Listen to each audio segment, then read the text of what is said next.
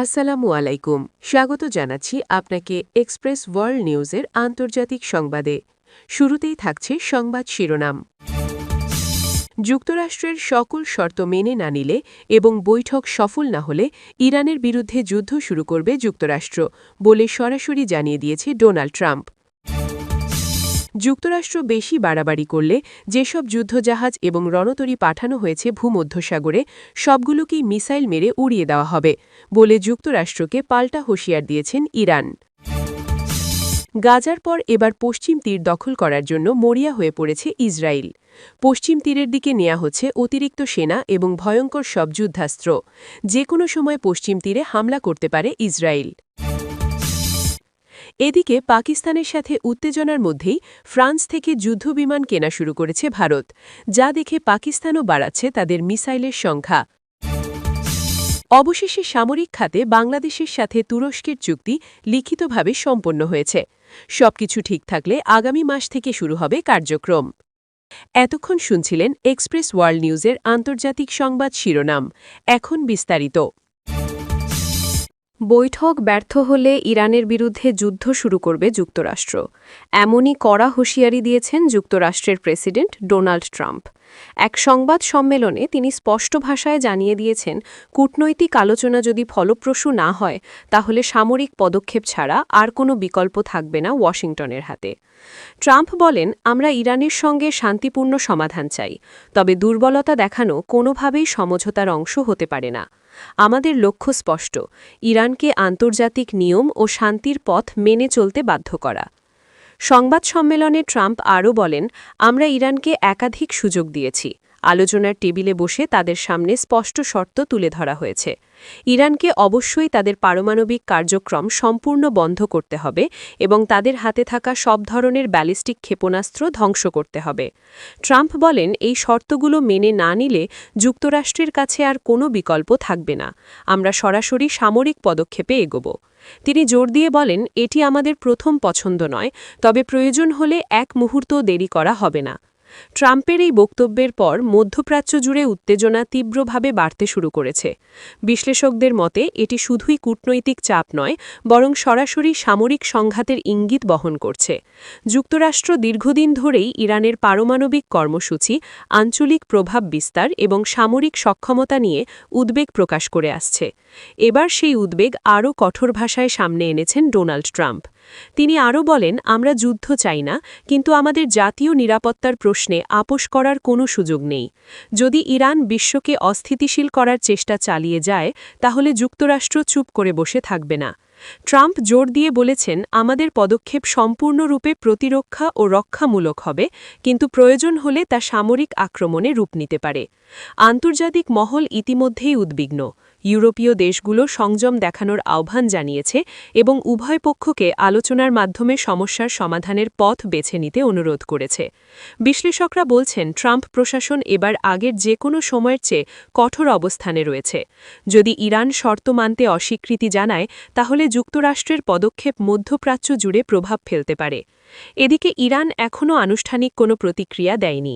বিশেষজ্ঞরা মনে করছেন, যদি যুক্তরাষ্ট্র সামরিক পদক্ষেপে এগোতে বাধ্য হয়, তা শুধু ইরানকে নয়, পুরো মধ্যপ্রাচ্যকে অস্থিতিশীল করবে। তেলের বাজার, বৈশ্বিক অর্থনীতি এবং আন্তর্জাতিক নিরাপত্তা ব্যবস্থা সবই প্রভাবিত হবে। এখন সবার চোখ আসন্ন বৈঠকের দিকে, সেটি সফল হবে নাকি ব্যর্থ, এটাই দেখার বিষয়। যুক্তরাষ্ট্রের প্রেসিডেন্ট ডোনাল্ড ট্রাম্পের হুঁশিয়ারির পরই ইরানও সরাসরি পাল্টা বার্তা দিয়েছে।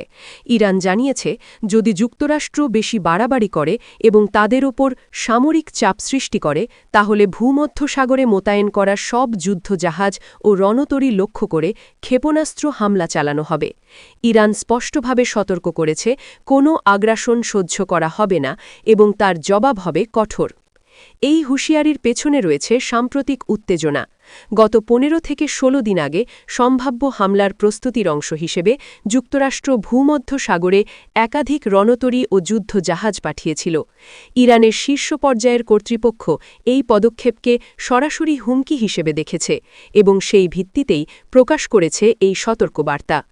ইরান জানিয়েছে, যদি যুক্তরাষ্ট্র পরিস্থিতি আরও জটিল করার চেষ্টা করে এবং তাদের নৌবহরের শক্তি প্রদর্শনের পথে এগোতে থাকে তাহলে ভূমধ্যসাগরে মোতায়েন করা সব যুদ্ধ জাহাজ নিরাপদ থাকবে না। প্রয়োজনে তারা দূরপাল্লার ক্ষেপণাস্ত্র ব্যবহার করে এসব জাহাজকে লক্ষ্যবস্তু বানাবে। এই বার্তায় স্পষ্ট হয়েছে, ইরান শুধু কথা বলছে না, বাস্তবিক সামরিক প্রস্তুতি নিয়েছে।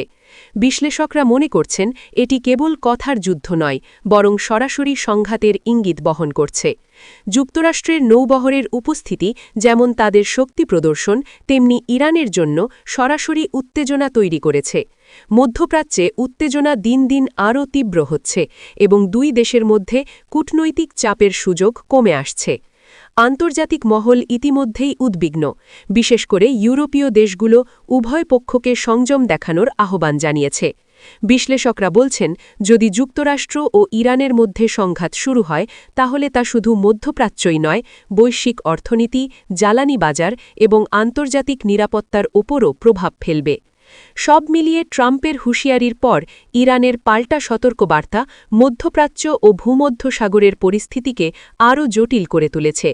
এখন সবার চোখ কূটনৈতিক বৈঠক ও ভবিষ্যতের পদক্ষেপের দিকে। দুই দেশের মধ্যে সংঘাত হবে নাকি সমাধানের পথ বেছে নেওয়া হবে, সেটাই এখন দেখার বিষয়। গাজার পর এবার পশ্চিম তীর দখল করার জন্য মরিয়া হয়ে উঠেছে ইসরায়েল, এমনটাই বলছেন বিভিন্ন আন্তর্জাতিক পর্যবেক্ষক ও নিরাপত্তা বিশ্লেষকরা। সাম্প্রতিক দিনগুলোতে পশ্চিম তীরকে কেন্দ্র করে ইসরায়েলের সামরিক তৎপরতা উল্লেখযোগ্যভাবে বেড়েছে, যা নতুন করে বড় ধরনের সংঘাতের আশঙ্কা তৈরি করছে। এই পরিস্থিতি শুধু মধ্যপ্রাচ্যেই সীমিত থাকবে না, বরং আন্তর্জাতিক সম্প্রদায়ও সতর্ক। নতুন সংঘাতের খবর বিশ্বব্যাপী নিরাপত্তা সংক্রান্ত আলোচনায় তীব্র প্রভাব ফেলতে পারে। সূত্র জানায়, পশ্চিম তীরের দিকে অতিরিক্ত সেনা মোতায়েন করা হচ্ছে এবং সেখানে নেওয়া হচ্ছে ভারী ও অত্যাধুনিক যুদ্ধাস্ত্র।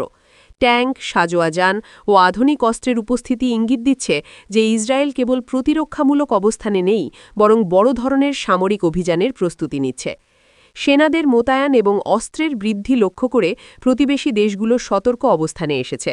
পরিস্থিতি নিয়ন্ত্রণে রাখতে আন্তর্জাতিক পর্যবেক্ষকরা নিয়মিত রিপোর্ট পাঠাচ্ছে। বিশ্লেষকদের মতে যে কোনো সময়ে পশ্চিম তীরে সরাসরি হামলা চালাতে পারে ইসরায়েল। গাজায় চলমান অভিযানের পর এখন পশ্চিম তীরকে পরবর্তী লক্ষ্য হিসেবে বিবেচনা করা হচ্ছে বলে ধারণা করা হচ্ছে। এই পরিস্থিতি ফিলিস্তিনিদের মধ্যে নতুন করে আতঙ্ক ছড়িয়ে দিয়েছে। এতে স্থানীয় জনসংখ্যার মধ্যে উদ্বেগ ও নিরাপত্তাহীনতা বেড়ে গেছে। আন্তর্জাতিক মানবাধিকার সংগঠনগুলো ইতিমধ্যেই এই পরিস্থিতি নজরে রাখছে।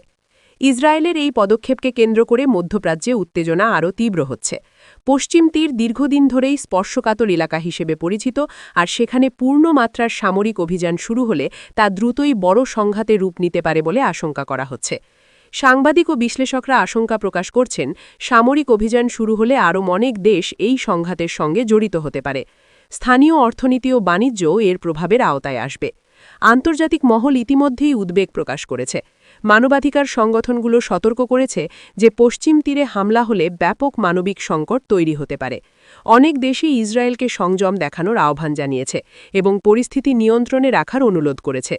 জাতিসংঘ ও বিভিন্ন আন্তর্জাতিক সংস্থা ইতিমধ্যেই আলোচনা শুরু করেছে। প্রতিটি পদক্ষেপের ফলে কূটনৈতিক চাপও বৃদ্ধি পাচ্ছে। সব মিলিয়ে গাজার পর পশ্চিম তীরকে ঘিরে ইসরায়েলের এই সামরিক প্রস্তুতি পুরো অঞ্চলকে আরও অনিশ্চয়তার দিকে ঠেলে দিচ্ছে। এখন প্রশ্ন একটাই, ইসরায়েল কি সত্যিই পশ্চিম তীরে বড় ধরনের অভিযান শুরু করবে, নাকি শেষ মুহূর্তে কূটনৈতিক সমাধানের পথে যাবে, সেটাই এখন দেখার বিষয়। এদিকে প্রতিবেশী দেশগুলো ও আন্তর্জাতিক সম্প্রদায় প্রতিটি ঘটনার দিকে নজর রাখছে। পরিস্থিতি যেভাবেই ঘুরবে এদিকে পাকিস্তানের সঙ্গে উত্তেজনার মধ্যেই ফ্রান্স থেকে যুদ্ধবিমান কেনা শুরু করেছে ভারত। সরকারি সূত্রের খবর অনুযায়ী নতুন যুদ্ধবিমানগুলি আধুনিক প্রযুক্তি সমৃদ্ধ এবং তা দেশের সামরিক সক্ষমতা আরও বৃদ্ধি করবে। বিশ্লেষকরা বলছেন, এই পদক্ষেপ একটি শক্তিশালী কৌশলগত সংকেত হিসেবে বিবেচিত হচ্ছে। ভারতের এই পদক্ষেপের জবাবে পাকিস্তানও সামরিক প্রস্তুতি বাড়াচ্ছে। তারা তাদের মিসাইলের সংখ্যা বাড়াচ্ছে এবং সেগুলোর কার্যকারিতা উন্নত করার চেষ্টা করছে। দুই দেশের মধ্যকার এই সামরিক প্রতিযোগিতা মধ্যপ্রাচ্য নয়, দক্ষিণ এশিয়ার নিরাপত্তা পরিস্থিতিতেও চাপ তৈরি করছে। বিশ্লেষকরা মনে করছেন ভারত ও পাকিস্তানের সামরিক প্রতিদ্বন্দ্বিতা শুধু দুই দেশের মধ্যে সীমাবদ্ধ থাকছে না, এটি আঞ্চলিক নিরাপত্তা, কৌশলগত ভারসাম্য এবং শক্তির ভারসাম্যের ওপর সরাসরি প্রভাব ফেলতে পারে।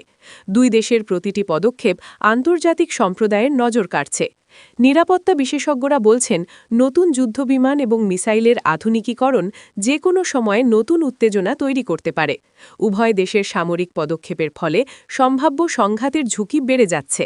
এছাড়া প্রতিবেশী দেশগুলোর প্রতিক্রিয়াও পরিস্থিতিকে আরও জটিল করছে।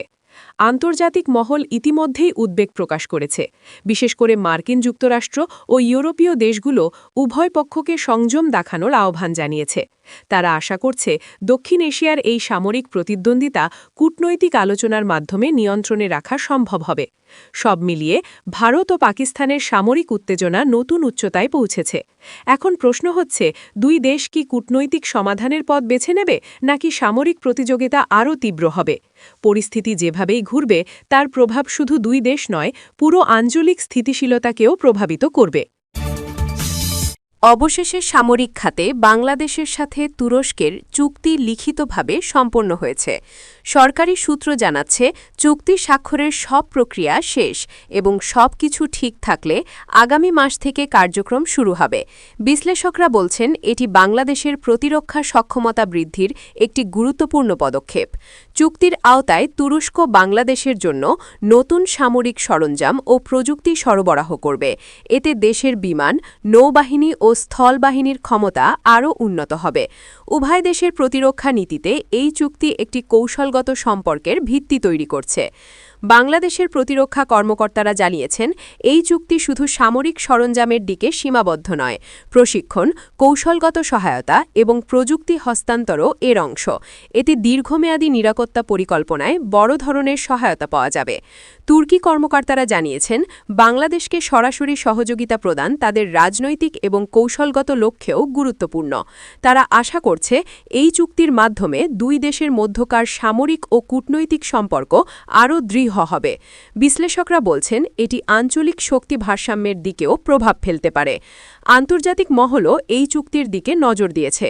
বিশেষ করে প্রতিবেশী দেশগুলো সতর্ক হয়ে পড়েছে এবং উভয় দেশের পদক্ষেপ পর্যবেক্ষণ করছে। চুক্তি বাস্তবায়নের সঙ্গে সঙ্গে আঞ্চলিক প্রতিরক্ষা পরিস্থিতি ও কৌশলগত স্থিতি নতুন দিক নির্দেশনা পেতে পারে। সব মিলিয়ে বাংলাদেশের সঙ্গে তুরস্কের এই সামরিক চুক্তি দেশের প্রতিরক্ষা সক্ষমতাকে শক্তিশালী করবে। আগামী মাস থেকে কার্যক্রম শুরু হলে এর প্রভাব দেশের সামরিক স্থিতি এবং আঞ্চলিক নিরাপত্তার ওপর দীর্ঘমেয়াদী পড়বে। এখন সবার চোখ চুক্তির বাস্তবায়নের দিকে এবং দেখা যাবে এটি কৌশলগতভাবে কতটা কার্যকর হবে।